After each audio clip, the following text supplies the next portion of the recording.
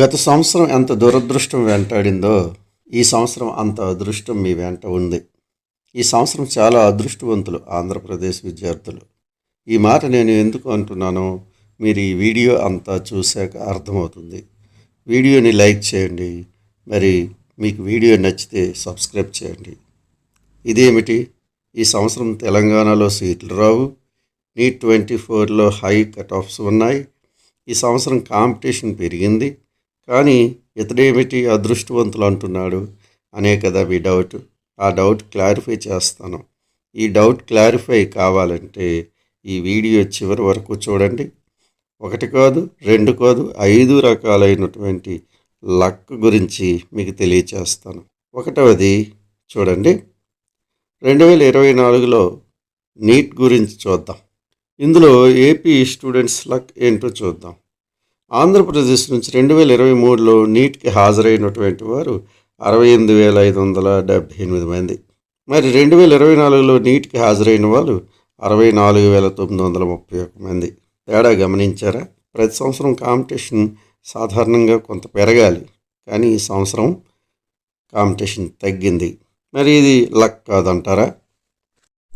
తెలంగాణ రాష్ట్రంలో 2023లో 72,842 మంది ఏపీరైతే 2024లో 77,849 మంది ఏపీరయ్యారు. అంటే సుమారుగా 5,000 మంది పెరిగారు. దేశంలోనే అత్యధిక మంది రాసి మహారాష్ట్రలో గత సంవత్సరం 2,73,819 మంది హాజరైతే ఈ సంవత్సరం 2,75,457 మంది హాజరయ్యారు. అంటే ఇక్కడ పెరుగుదల మీకు సుమారుగా 2,000 కనిపిస్తూ ఉంది. మరి అదే మన ప్రక్క రాష్ట్రమైన తమిళనాడులో గత సంవత్సరం 1,44,516 మంది ఎపీరైతే ఈ సంవత్సరం 1,52,920 మంది ఎపీరయ్యారు. అంటే సుమారు 11,000 మంది పెరిగారు. ఆంధ్రప్రదేశ్లో తేడా చూడండి, గత సంవత్సరం కంటే ఈ సంవత్సరం చాలా తేడా కనిపిస్తుంది. 3,647 మంది తగ్గారు. ఏపీ స్టూడెంట్స్కి లక్ ఉందనేది నా ఉద్దేశం. తెలంగాణ రాష్ట్రంలో క్వాలిఫై అయినటువంటి వారి సంఖ్యను మనం చూసుకుంటే 2023లో 42,654 మంది క్వాలిఫై అయితే 2024లో 47,371 మంది క్వాలిఫై అయ్యారు. అంటే 5,000 మంది పెరిగారు.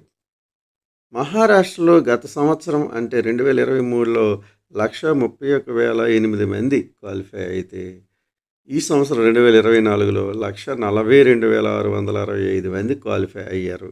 అంటే 11,000 పెరిగారు.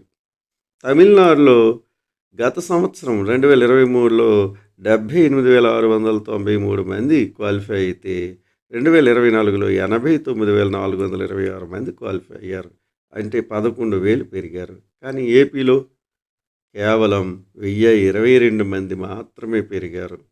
అంటే ఇది లక్కే కదా. కాబట్టి ఏపీ వారికి ఈ సంవత్సరం లక్కీ ఇయర్గా నేను భావిస్తూ ఉన్నాను. రెండవది చూద్దాం. ఆంధ్రప్రదేశ్ రాష్ట్రం 2014లో విడిపోయాక ఏపీ వారికి తెలంగాణలో, తెలంగాణ వారికి ఏపీలోని కాలేజీ 15% సీట్లు ఇచ్చేవారు.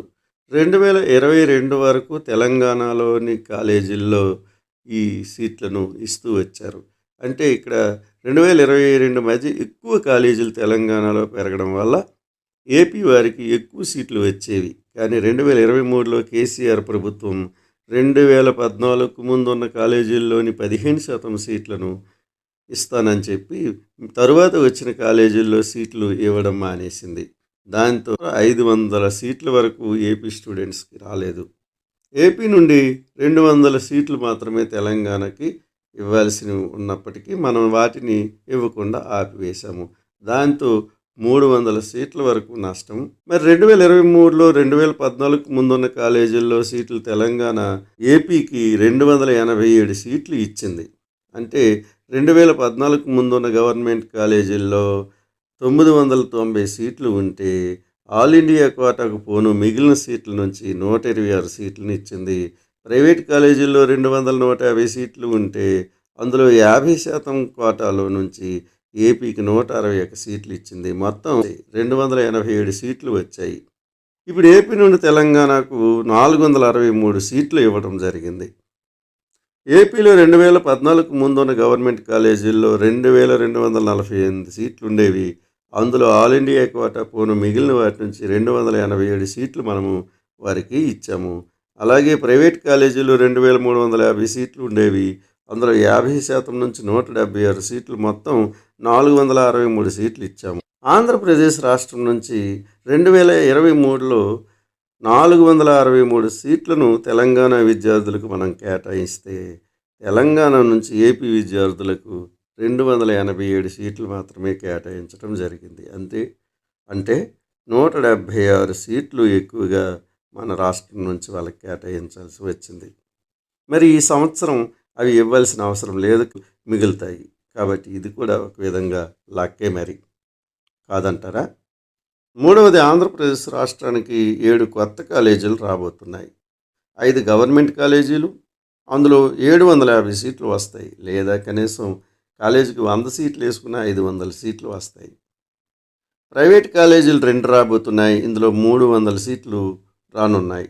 అంటే సుమారుగా 800 నుంచి 1050 సీట్లు ఏపీలో పెరగనున్నాయి. ఇది ఏపీ స్టూడెంట్స్కి లక్కే కదా. నాలుగవది, GMC Anantapuram, RIMS Srikakulam, Konaseema medical college మొదలైనటువంటి కాలేజీలు సీట్లు పెంచడం కోసం ఎన్ఎంసికి అప్లై చేసుకున్నాయి. ఎంత లేదన్నా ఈ కాలేజీల్లో తప్పనిసరిగా ఇంచుమించు 200 సీట్ల వరకు పెరిగే అవకాశం ఉన్నది. ఇది కూడా ఏపీ స్టూడెంట్స్కి ఒక విధంగా లక్కే. కాబట్టి ఇది కూడా మీరు గమనించండి. ఇప్పుడు మనం 5వది చూద్దాం. ఇది ఖచ్చితంగా జరుగుతుందని మాత్రం నేను చెప్పలేను, కానీ 99% జరిగే అవకాశం ఉంది.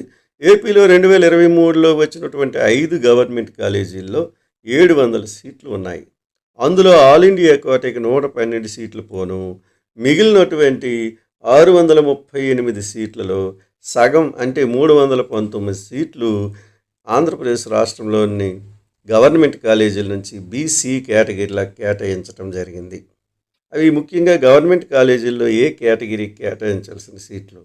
కానీ ఆంధ్రప్రదేశ్ ప్రభుత్వం ఒక ప్రత్యేక జీవో తీసుకువచ్చి గవర్నమెంట్ కాలేజీల్లో సీట్లను కూడా బీసీ కేటగిరీలకు కేటాయించింది.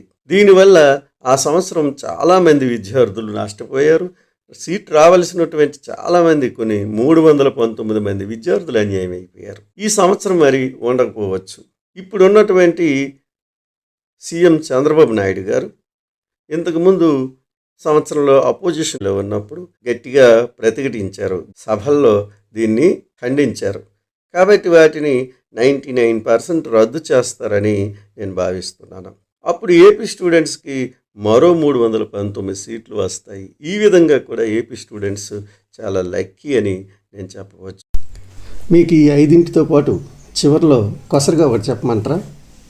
మన రాష్ట్రం విడిపోయాక ఇవ్వాల్సిన అవసరం లేకపోయినా ఈనాటికి సిద్ధార్థ గవర్నమెంట్ కాలేజీలోని సీట్లను 36% తెలంగాణకు కేటాయిస్తూ ఉన్నారు.